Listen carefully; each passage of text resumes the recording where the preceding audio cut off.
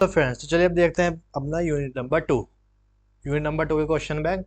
Unit 2 का नाम है relation of a parties, partnership. इसमें क्या पढ़ते हैं हम कि पार्टनरशिप में एक पार्टनर का दूसरे के साथ का रिलेशन होता है, एक पार्टनर का आउटसाइडर के साथ का रिलेशन होता है।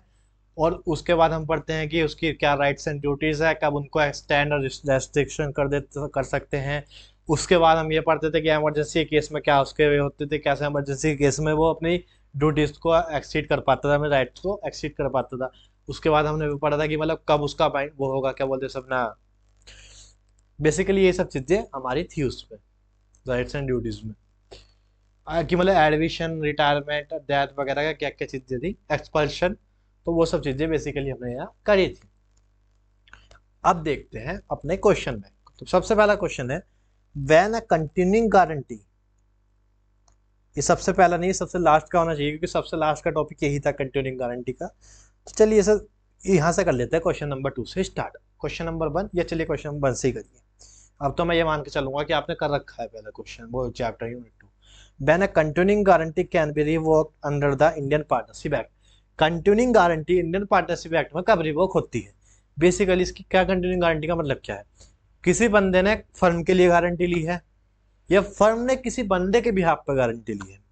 फर्म ने मान लीजिए किसी बंदे से कहा था, मान लीजिए फर्म ने कहा था कालू से, कालू क्या सब्जी बेच रहा है।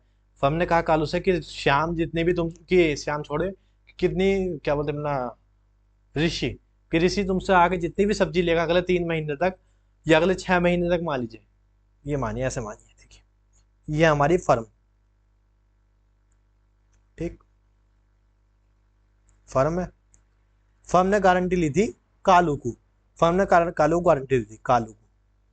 कालू से कहा था कि कालू, ऋषि को तुम, या सुनिए राजू, कि राजू को तुम अगले 6 महीने तक जितनी भी सब्जियां दोगे, अगर इसने पैसे नहीं दिया तो मैं दूंगी, फर्म देगी, ठीक। ऐसे गारंटी दी थी कालू को फर्म ने, बेसिकली इतना, ठीक है। तो ये कंटिन्यूइंग गारंटी थी। कंटिन्यूइंग गारंटी क्या, जो एक फिक्स पीरियड तक चलती रहती है, जब तक उसका टेन्योर पूरा नहीं होता, जब तक चलती रहती है, उसे कहते हैं कंटिन्यूइंग गारंटी। अब ये गारंटी वाले चैप्टर आप उसमें इंडियन कॉन्ट्रैक्ट में आपने पढ़ा होगा, नहीं तो आप पढ़ लेंगे, मैं इतना चीज मान लूंगा, ठीक।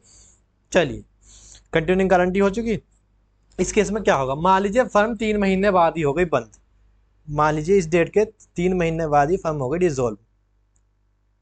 डिसोल्यूशन के अलग अलग केस होते हैं, चाहे कोर्ट का ऑर्डर से हो गई हो, या फिर वे जो इवेंट वगैरह होते हैं,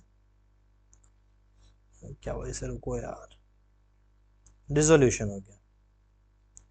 इवेंट क्या, वो रिटायरमेंट, डेथ वगैरह, वो सब चीज जो सकती हैं, या फिर उसका इन मतलब ऑपरेशन जो कर रही थी वो इनप्रैक्टिकेबल हो जाता है, वो सब चीजें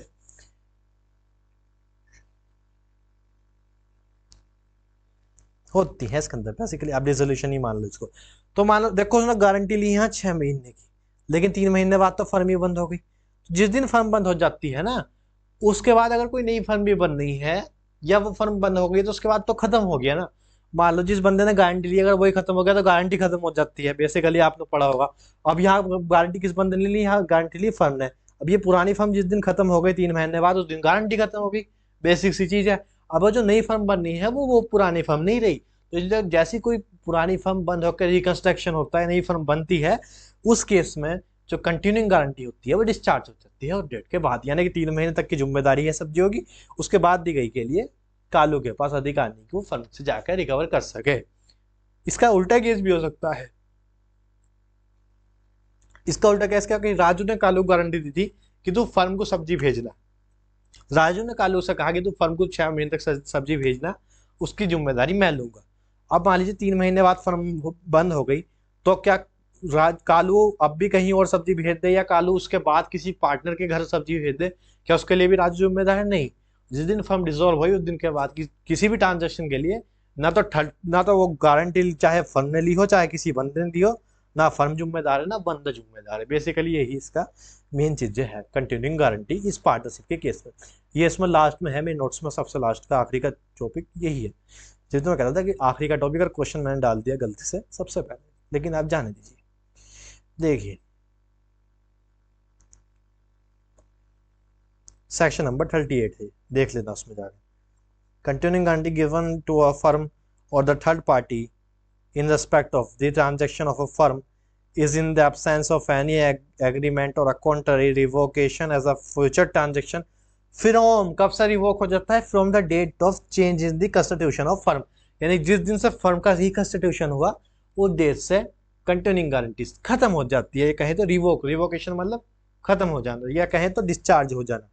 तो रिवोक ये एक उसका इंडियन कॉन्ट्रैक्ट का शब्द है, की पॉइंट है, इसको आप ध्यान रखा। रिवोकेशन मतलब गारंटी को खत्म करना, डिस्चार्ज हो जाना का कहीं ना कहीं रिवोकेशन भी उसी का एक अगला शब्द है। तो रिवोकेट हो जाती है कंटिन्यूइंग गारंटी किस दिन से, जिस दिन से रिकंस्ट्रक्शन हो। रिकंस्ट्रक्शन होने के कई सारे पॉइंट्स हैं, उनमें से एक पॉइंट है कि एडमिशन रिटायरमेंट, एक पॉइंट है कि इनएप्लीकेबिलिटी ऑफ लॉ, या फिर एक पॉइंट है कि कोर्ट के ऑर्डर से करना पड़ रहा है आपको रिवोक, या फिर पॉइंट है और क्या बोलते हैं और भी एक दो पॉइंट थे। तो इंसॉल्वेंट हो गया पार्टनर एंड ऑल डेट, इंसान हो गया, नहीं रहा उसका उतना चीजें, तो वो सब चीजें आप इसके अंदर कवर कर लेंगे। तो बेसिकली क्वेश्चन नंबर वही इतना ही था कि कंटिन्यूइंग गारंटी चाहे पार्टनर ने चाहे तो फर्म ने ली हो किसी के लिए या किसी और ने फर्म के लिए ली हो, जैसी रिकंस्ट्रक्शन होता है डिस्चार्ज हो जाते हैं दोनों के दोनों। अब देखते हैं question number 2, personal profit earn by partner. इसका मैं पूरा डिस्कशन दे चुका था। पर्सनल प्रॉफिट क्या, मान लीजिए आप सप्लाई, आप पार्टनर हो, आपको अधिकार था कि आप सामान जाके बेचो, मार्केट में आप बेच रहे हो 44 का, पार्टनर से बता रहे हो 42 का, तो रुपए का अपना पर्सनल प्रॉफिट अर्न कर रहे हो। या फिर आप उस फर्म पार्टनरशिप फर्म का नाम करके यूज करके अपनी खुद की पर्सनल फर्म खोल रखी है जिसमें से आप प्रॉफिट कमा रहे हो, तो उस केस में बन जाता है पर्सनल प्रॉफिट। तो आपकी जिम्मेदारी है कि आप जो फर्म है, जो मेन फर्म है, उसे बताना कि मैंने पर्सनल प्रॉफिट अर्न करा है। 16 सेक्शन नंबर 16 के अंदर इसके बारे में लिखा है, देख लेना। लेकिन अगर कॉन्ट्रैक्ट सब्जेक्ट होता, कॉन्ट्रैक्ट कॉन्ट्ररी को बोल रहा, मान लीजिए आपके बचे हुए पार्टनर ने आपको राइट दे रखा है कि तुम इस फर्म का नेम यूज करके अपनी एक पर्सनल फर्म से प्रॉफिट जनरेट कर सकते हो, तो फिर कोई दिक्कत ही नहीं। लेकिन उन्हें बिना बताए नहीं कर सकते आप, मतलब उनकी बिना नॉलेज के आप नहीं कर पाओगे। और आप ऐसा करते हो तो उसका कंसिक्वेंस क्या होगा, आपको धक्के मार के निकाल सकते हैं। एक्सपल्शन के अंदर यही है कि आप गलत करोगे तभी आपको निकाला जाएगा, ठीक है ना।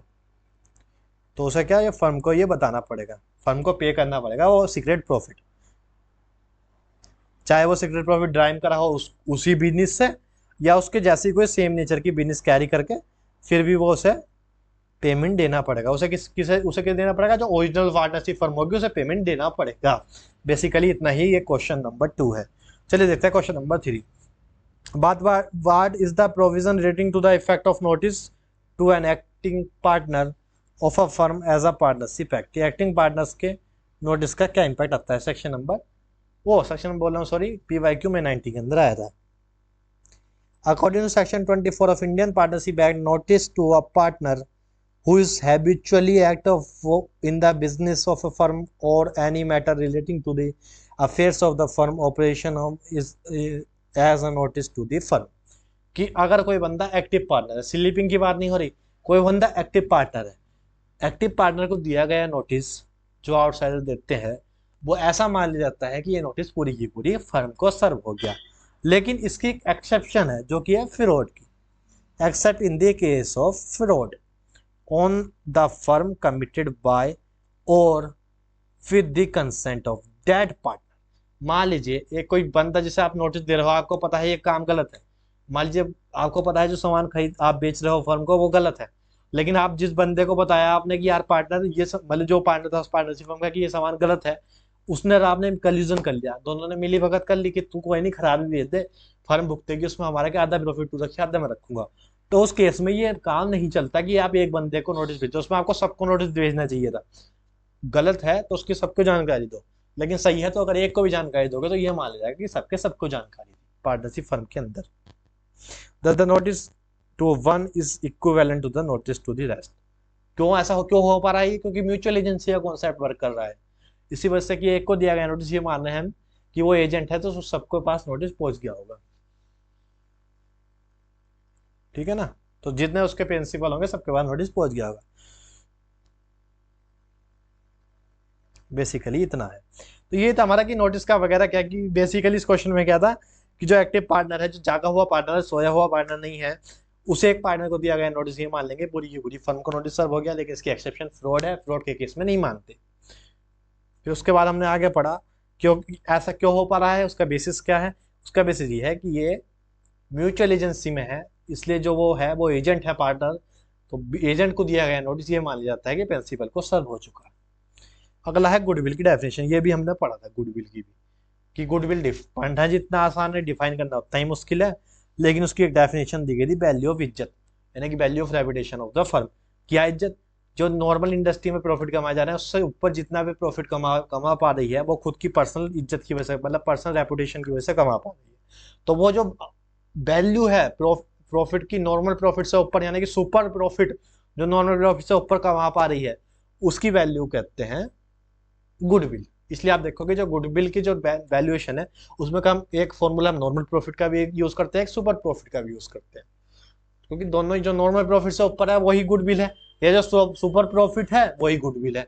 तो बेसिकली दोनों के दोनों फॉर्मूले इसी वजह से इस्तेमाल हो पाते हैं। Next question, question number 5, with reference to the provision of partnership act explain the various effect of insolvency of partner.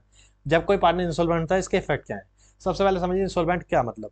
एक पार्टनर है, पार्टनर खुशी खुशी चल रहा था जीवन, और पार्टनर को लगा कि यार नहीं मेरे बस की कोई ड्यू पे नहीं करनी, पार्टनर ने कर दिया कोर्ट में अप्लाई। कोर्ट में पार्टनर ने कहा कि मालिक आप मुझे कर दो इंसॉल्वेंट। इंसॉल्वेंट एक ऐसा बंदा होता है जिसकी सारी एसेट सरकार जब्त कर लेती है, लेकिन उसे लायबिलिटी से डिस्चार्ज कर देती है।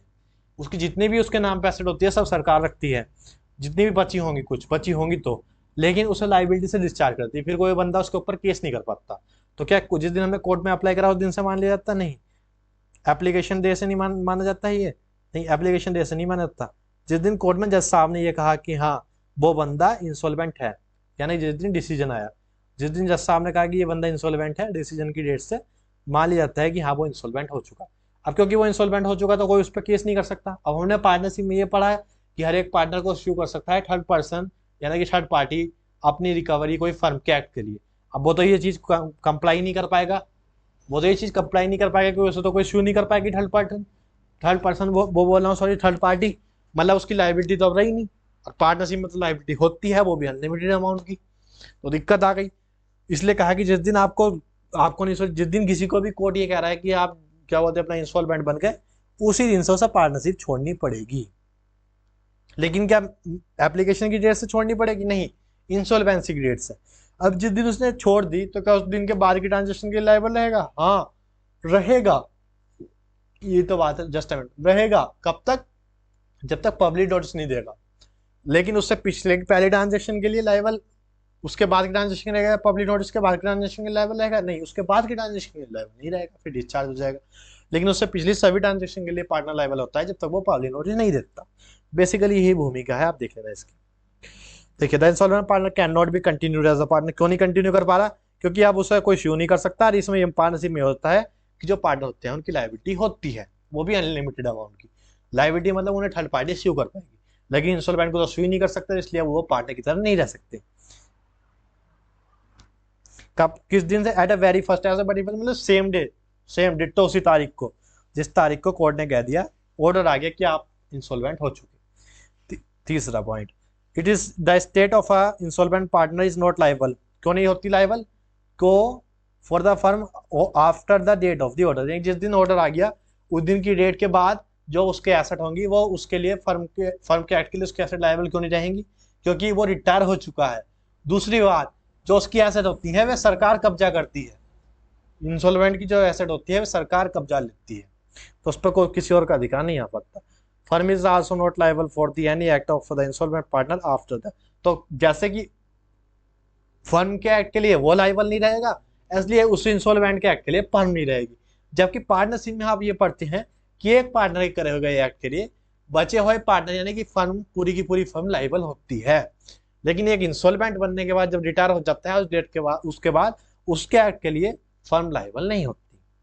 लेकिन जो ऑनगोइंग पार्टनर होता है, जो मेन पार्टनर होता है, उसके एक्ट के लिए फर्म लायबल होती है। लेकिन किस एक्ट के लिए? जो बिजनेस पर्पज से करे हुए होते हैं। वो मैं एक एडिशन चीज आपको बता रहा हूँ।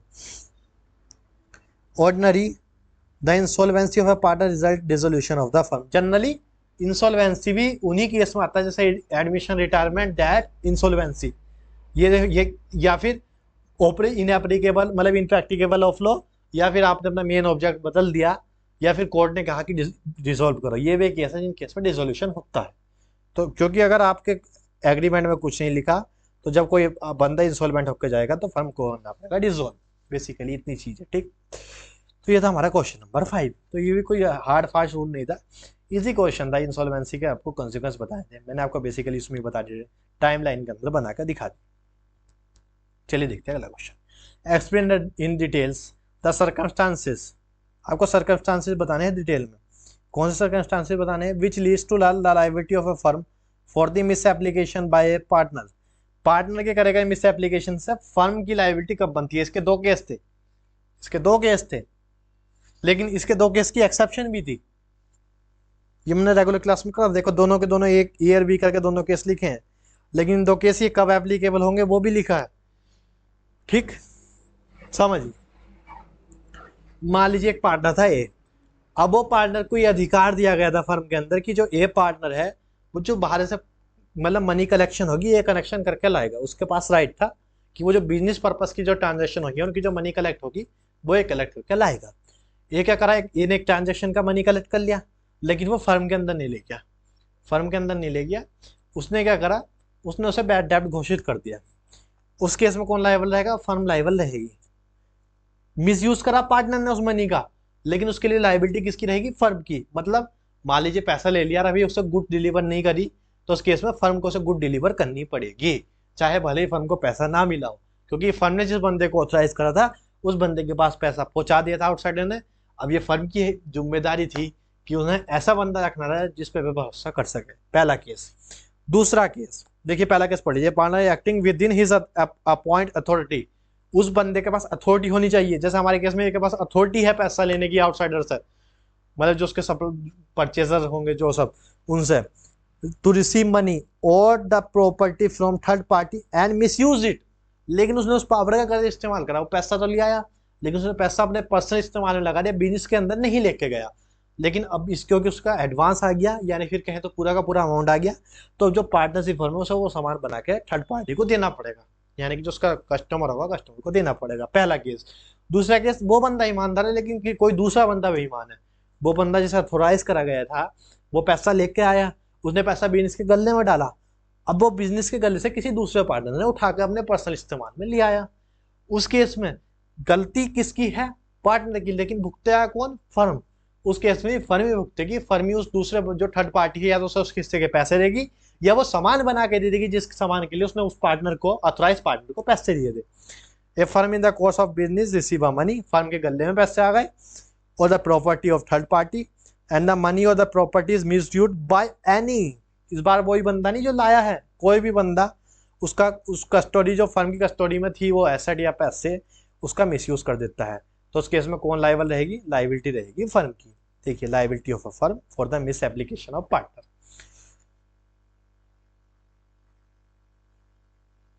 ठीक, बेसिकली ये चीजें।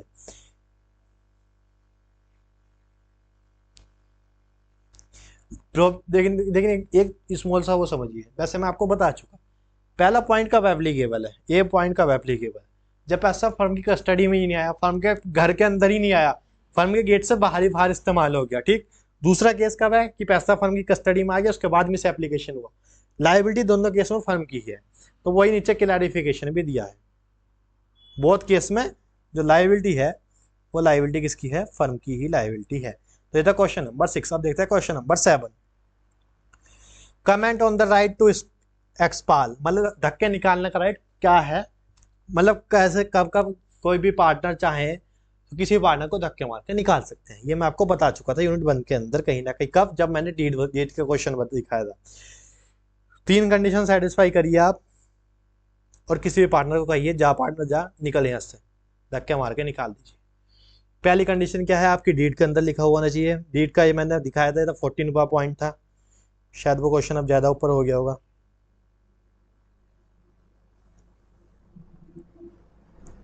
देखिए ये वाला पॉइंट, प्रोविजन ऑफ एक्सपर्सन, डीड के अंदर ये चीज लिखी हुई होनी चाहिए, ये वाला पॉइंट। तो डीड के अंदर अगर ये वाला पॉइंट है तो ही आप ये एक्सपल्शन का, ये जैसे इस क्वेश्चन में लिखा है, एक्सपल्शन की चीज इस्तेमाल कर पाओगे। तो आपके डीड में लिखा होना चाहिए कि हाँ अधिकार है। साथ में आपके पास मेजोरिटी आनी चाहिए, मेजोरिटी मतलब 3/4 की कम से कम, यानी कि मोर देन 50% आपका कोई भी कॉम्बिनेशन हो सकता है, मोर देन 50% मेजोरिटी चाहिए। और उसके बाद गुड फेथ में होना चाहिए, वो जो धक्के मार के आप निकाल रहे हो वो धक्के मार के निकालना गुड फेथ में होना चाहिए। अब किसे कहेंगे गुड फेथ? गुड फेथ के लिए 3 कंडीशन सेटिस्फाई, यहाँ भी ऑल है, ऊपर भी ऑल था, नीचे भी ऑल है, यहाँ भी तीनों की तीनों कंडीशन सेटिस्फाई होंगी, तभी किसी एक्सप्रेशन को कहा जाएगा कि एक्सप्रेशन गुड फेथ में हुआ है। पहला, वो फर्म के इंटरेस्ट में होना चाहिए, ना कि पार्टनर के। पार्टनर की वाइफ में झगड़ा हो गया, ऐसा क्वेश्चन है, पार्टनर की वाइफ में झगड़ा हो गया, अब एक पार्टनर की वाइफ चाह रही है कि दूसरा पार्टनर निकल जाए, दूसरा पार्टनर गया अगले दिन ऑफिस, उसने अपनी रीड चेक कर, रीड में लिखा था कि पार्टनर को निकाल सकते हैं, साथ में उसने बचे हुए पार्टनर को भी राजी कर लिया था उसे निकालने के लिए, लेकिन गुड फेथ में था? नहीं, गुड फेथ में नहीं था, क्योंकि वो पर्सनल पार्टनर के पर्पस के लिए निकाल रहा था। वाइफ के साथ झगड़ा हुआ कोई बिजनेस का पर्पस तो है नहीं, ये बिजनेस के इंटरेस्ट में तो है नहीं, इसलिए वो पर्सनल इंटरेस्ट में निकाल रहा था। पर्सनल इंटरेस्ट में निकालना वैलिड एक्सप्रेशन नहीं होता, यानी कि ये वैलिड नहीं माना जाएगा। तो पर्सनल रीजन को न देखना, बिजनेस के कॉमन इंटरेस्ट में वो बंदा बिजनेस के साथ ठगी कर रहा था, चोरी कर रहा था, डकैती कर रहा था, या पर्सनल प्रॉफिट अर्न कर रहा था, उस केस में आप निकाल सकते हो, वो बिजनेस का इंटरेस्ट है, लेकिन पर्सनल इंटरेस्ट में आप नहीं निकाल सकते। लेकिन इसके बाद क्या, ये ऑल कंडीशन है एक नहीं, आपको निकालने से पहले उसे नोटिस देना पड़ेगा, देख भाई तुझे हम निकालने वाले हैं, तुझे धक्के मारने वाले हैं, उससे पहले नोटिस देख ले। और उसको एक अपॉर्चुनिटी देनी पड़ेगी, एक आखिरी सुनवाई का अधिकार देना पड़ेगा कि वो आपके दिए गए नोटिस का रिप्लाई दे सके कि आप मुझे मत निकालो, मेरी कोई गलती नहीं है, ये आप देखो मिसअंडरस्टैंडिंग हो रही है आपके और मेरे बीच में। तो बेसिकली ये है हमारा एक्सपल्शन का प्रोविजन। Question number 7। अब देखते हैं क्वेश्चन नंबर 8, PYQ जनवरी 21 का क्वेश्चन है। Discuss the liability of a partner for the act of the firm and liability of a firm for the act of the partner to the third party. मतलब firm के लिए act के लिए partner कब liable होता है, partner के act के लिए फर्म कब लायबल होती है।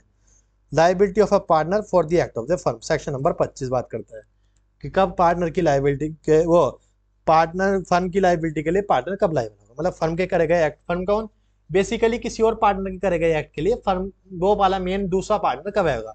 मेन वही बात है कि फर्म मतलब कलेक्शन ऑफ पार्टनर होता है, हर एक partner jointly and separately liable है अदर के लिए, इसी वजह से एक के करे गए एक्ट के लिए दूसरा लायबल है, इसलिए हम कह देंगे कि जो एक पार्टनर पूरी की पूरी फर्म के लिए लायबल होता है। ठीक,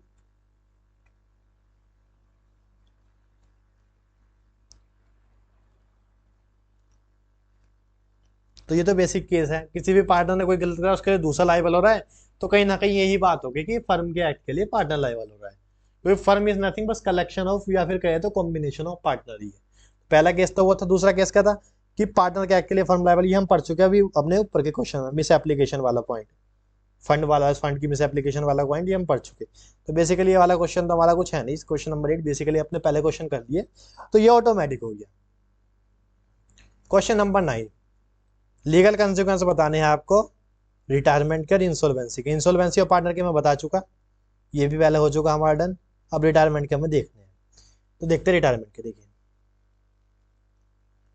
एक पार्टनर सबसे पहले रिटायर कब हो सकता है, आप वो देखिए। पार्टनर में माने जरूरी नहीं कोई सी कंडीशन सेटिस्फाई हो, इन ये मतलब 2-3 बे दिए गए हैं, इन 2-3 बे में से कोई एक बे से भी वो रिटायर हो सकता है, ठीक है ना, बेसिकली इतना है।